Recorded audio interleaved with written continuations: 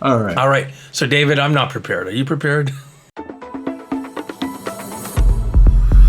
Welcome to 2024. David, we're here to talk about January's eGrocery sales report that is just off the press, That's the right. digital press. That's right, Mark. It is. Give me the headline number, and then we can get into some quick witty banter, the insights. Well, top line sales up about 1.8% year over year. Again, that's across all three receiving methods. That's being driven by two primary areas, ship to home and mass. So that's the top line. Now, does that surprise you, the ship to home number, or is it a It seasonal did. thing? It was a very robust beat, if you will, that showed, essentially a surge in new users relative to the monthly data set that is, going online. And that was primarily fueled by the over 60 crowd. So it was a particular segment that drove it. Do you think it's somewhat related to, I guess, the time of year or maybe weather conditions? I don't know. I've stopped trying to guess that. There's so many variables in Yeah, that yeah, regard. yeah. Other than, the one channel or method, I should say, that tends to be over indexing towards the over 60 is ship to home. We see other news out there about, seniors or those over 60 spending a lot of time shopping on other social platforms like TikTok. I Hmm. don't have a real good visibility into why that's increased the way it did. I should say a large portion of that obviously was driven by Amazon's Pure Play service, given that, they are the market leader in the ship to home segment. And now let me ask you this, because we know we've talked about this before. So Amazon is also, fronting other retailers' product catalogs. Now, are you classifying that as delivery or ship to home in your analysis? If a person goes on the Amazon app or portal, whatever you want to call it, shops a regional grocer who's listed with them Yep, for pickup or delivery, it would be classified as pickup and delivery. got it. Okay. So there wouldn't be any skewing in that regard. So I appreciate that clarity. On the demographic, I'm looking at the seniors. Do you think there's also a COVID or a health concern as well, given the time of year? The over 60 crowd tends to be driven by a range of issues, concerns for respiratory illnesses like COVID would be Yeah, one of them. yeah. But it's also important to remember, whether we're talking today, during COVID, or before COVID, the primary driver for the adoption and usage of shopping online for groceries was a health issue. So obviously COVID was a health issue. So to the extent that seniors are experiencing a range of health issues more in the month of January than prior year, could be contributing to that. But again, a lot of that's going into ship to home. If you think about that, it just shows that the older consumer tends to prefer the oldest method of receiving groceries online, which is ship to home. It is extremely mature, so it's not surprising that they are adopting that method. But beyond that, I don't have any particular Hmm. signals that I can point to that would suggest why we saw that surge relative to primarily monthly active users, because some of the other metrics may not have finished out as favorably as that. So, so on the monthly active users, I think there was also I guess, an increase in the what you call lapsed customer, lapsed shopper, and coming back into the Right. mix. Do you think that's a result of retailer incentives? Are they taking your advice? I don't know the answer to that question, Mark. So what I was going to do is just make sure that anyone watching understands what we mean by lapsed. I mean, within the context of our monthly survey, we have our monthly active users, and those that used it last month or the month before last that didn't use it in January, they fall into that next category, lapsed or potentially lost. There's various signals we can look at to kind of interpret where they would fall. But what we did see, all the growth for the active users in the month of January came as a result of those lapsed or light users, I guess is another way of putting it, reactivating themselves. So what was the trigger? It could just be timing. Some of those households may have a purchase cycle that's maybe once every 2 months or once every 3 months. So we could just have an alignment of the stars, so to speak, with these light users activating at the same time within a particular segment. That would be one hypothesis that we could explore. That would be one way of looking at the trends that we saw in January. And we do know. I mean, we've been advocating consistently that if you're looking to activate more online customers, it's better to go to target those that have some familiarity with your service than trying to acquire new customers. So I think retailers may be going down that path and taking that advice as well. Yeah, I would say as far as order frequency, we're not seeing evidence that would suggest that retailers are doing a better job getting more households to purchase more frequently. We saw order frequency drop. It dropped about 6% year over year, and it was flat versus a month ago. So it isn't as though those households are doing that, but it's also worth remembering whenever we see a spike in household usage, it tends to have the opposite effect on some of the other metrics like order frequency and average order. But again, subscriptions could be a factor to your point, although if we're looking at this, the numbers themselves don't bear that out. But again, it may be the result of just more monthly active users coming online. How are the discounters faring? Discounters are doing well. If you look at their household usage, mass continues to post extremely strong, or I should say strong year-over-year expansion in their monthly active user base. Hard discount similarly is posting strong single digits, whereas supermarkets continue to struggle to hold on to their customers, and they dropped mid-single digits this month versus year ago. You're working on a market forecast.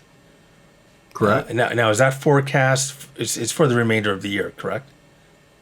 Right. It will be 24 through 28. And anything you can glean from that right now, or is it too soon? Well, all I would say for those who are watching is, we will likely be at the low end of the market estimates for growth. This is not inconsistent with what we saw last year and reflects the realities that all of our data inputs are telling us, which is, we're in a period where growth is going to come much harder. And this is at the market level. It's going to be extremely hard at the format level.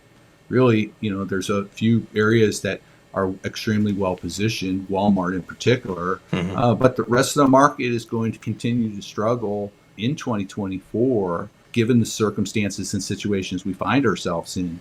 That doesn't change overnight. But I think more importantly, as we look at the future and try to understand where we invest to grow the business, part of the process has to be understanding, well, what's the size of the potential that we can gain.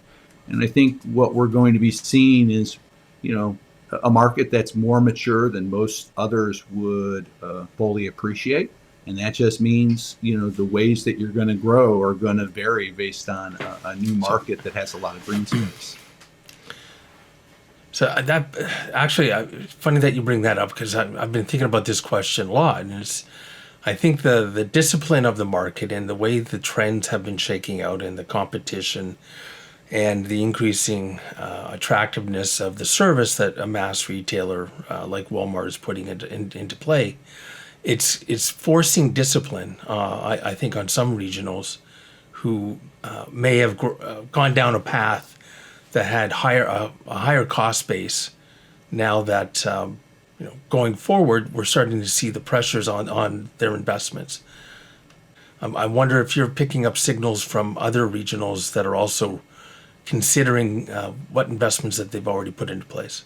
Yeah, I think from casual conversations with other regionals, there is a little hesitation to buy into the narrative of this really strong growth going forward. So from that standpoint, it's good to hear that the retailers are reviewing these forecasts with a healthy dose of skepticism. We would do the same. Ultimately, the data informs where we see this going. The challenge that a lot of the grocers have is they don't see the data, or they don't have the data, right?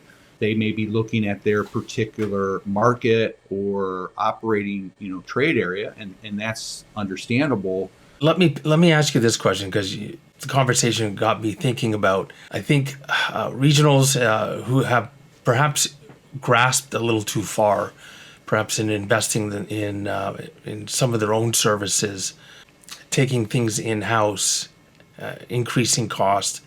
And now that the market conditions have become tighter, that they're having to go back and rethink what they had invested in. So whether that's a robotic system that is heavily dependent on volume, bringing your own tech development in-house, increasing the cost. What are your thoughts? Are you seeing pressures on regional retailers to reconsider how they have gone to market with their eGrocery play? Yeah, I think the easiest way to answer that is that regional grocers, whether they have done this or not, need to reassess the hurdle rates that they've set for these investments, and recognize it's going to become much more difficult to show the type of payback that maybe people had built in a different environment. And a lot of it has to do with the current state of the market and the likely trajectory that market's going to take over the next few years. A change in pricing philosophy. And understandably today, with the political environment, especially with the administration talking about price gouging and urging grocers to reduce their price, I can understand some concern there.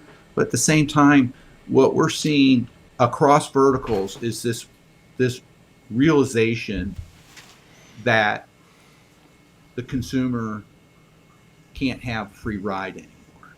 Mm-hmm. Look at Amazon. I mean, Amazon has a Prime membership, and Wall Street Journal wrote a very nice piece over the weekend about the justification someone may have for continuing or discontinuing use of the membership. But beside that, they point out all the additional added costs that have been layered into Amazon's ecosystem, most notably and most recently, the $2.99 premium charge assigned for Prime Video if you want to avoid advertisements. Yeah. No different than when Amazon had also reinstituted a charge for delivery. These are costs that even Amazon is challenged to absorb in their current structure. And that's saying a lot given how much they make off of media and AWS and some of the other profit centers that they have. Grocers, are looking at this and still staying with a price parity versus in store, and fearful of the consequences of revisiting that price philosophy and bifurcating the pricing. While there's plenty of evidence in the market through observation or research that shows it is a path worth considering, and in some cases more and more are going that way. Without naming names, I mean, I can tell you that line of argument, the rationale for it, I think it is gaining traction, at least in the conversations I've been having. So I don't think it's not going to happen overnight, but I do think the worldview is being revisited. Yeah, and I think one of the issues is positioning. Regional grocers for whatever reason, and I say that because it's a little bit odd to me, decided that there was some competitive advantage by promoting the fact that their online prices are the same as in store. And why that kind of flummoxes me is, the price gap that regional grocers have with someone like Walmart in just a physical shop is double digits. So price superiority is the advantage goes to someone other than the regionals. And it also brings attention to an area that may not need attention. What we continue to see, and retailers hopefully are learning, is that price sensitivity, not maybe at the item level, but at the transactional level, is very inelastic when it comes to shopping online for groceries. And that's simply because, the primary value of shopping online is the convenience it affords in saving time, right? In any form or fashion, and then saving the frustration associated with having to do that activity, if that in fact is something that is a negative kind of experience for you. So, I think the potential that grocers have is really very strong. I mean, we could argue it's anywhere in the order of 3 to 6 percentage points of margin improvement, which would be huge. Yeah. By simply revisiting their price philosophy and then reconfiguring their pricing strategy to reflect, a program that is pricing a product and a service, and then addressing some of the issues that consumers understandably have with what others call these annoyance fees, right? That kind of sneak up here and there. And I don't think grocers are the culprits of that. If there are any culprits for that, it's the intermediaries that we call the third-party providers. They're the ones who have used drip pricing and introduced a range of fees and expenses that add layer upon layer that frustrate the consumer. And I would say the other thing that retailers, regional grocers, should be mindful of is understanding why maybe their performance trails that of other formats like mass. And one notable reason for that is the share transactions that go through first party versus third party. When you look at those two, mass is a very strong first party dominant format. The vast majority of their volume goes through their apps that they can then create synergies with the in-store experience. And this is one of the reasons why we see the mass consumer is more active online and much more likely to be spending their money online with their primary grocer, because those retailers have recognized the importance of owning the ecosystem and maintaining the connection to the consumer. As soon as the consumer or customer goes off the first party, it's very hard to know anything material about them that can help you deliver a better experience. So, these are some of the things that we'd be looking at. But from a regional grocer perspective, probably the number one opportunity in 2024 is reassessing their price position, philosophy, and strategy relative to, how they manage their online business. Fantastic, cogent analysis as always, David. Appreciate it. I haven't got any more questions, David. Well, Mark, I don't have to tell you. I tell your audience that I don't come here with a narrative that's going to be shaped by the numbers, but rather share the numbers so that people can understand the direction of the trends. Very good. All right. Any last words, David, before we go? No, Mark, I think you covered it. Man, a few words, as usual. David, till next time. Have a good week. There you go. Thanks. Same to you.